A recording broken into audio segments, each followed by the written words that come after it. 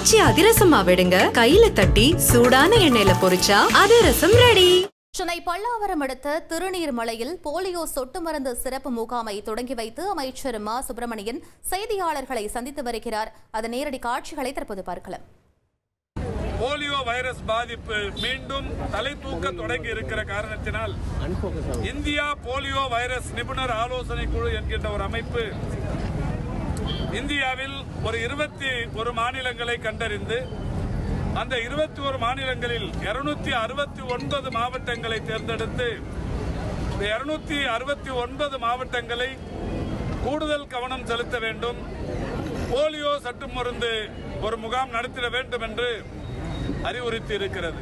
அந்த வகையில் 269 இந்திய மாவட்டங்களில் தமிழ்நாட்டை பொறுத்தவரை 6 மாவட்டங்கள் இன்றைக்கு கண்டறியப்பட்டிருக்கிறது.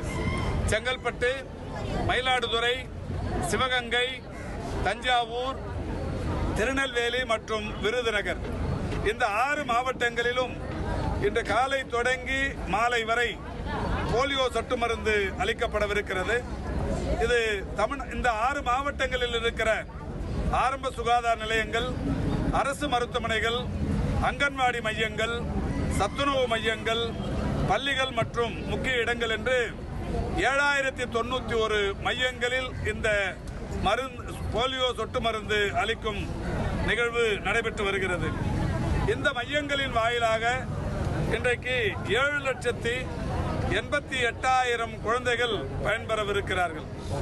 எனவே இந்த மையங்களில் குறிப்பாக ஏற்கனவே நான் அறிவித்த இந்த 6 மாவட்டங்களில் இருக்கிற தாய்மார்கள் தங்களுடைய குழந்தைகளுக்கு தவறாமல் போலியோ சொட்டு மருந்து போட்டுக்கொள்ள வேண்டும் என்று கேட்டுக்கொள்கின்றோம். அரசின் சார்பில் மிக விரிவான ஏற்பாடுகள் இதற்காக செய்யப்பட்டிருக்கிறது. 320 அரசு வாகனங்கள் இதில் ஈடுபடுத்தப்பட்டிருக்கிறது.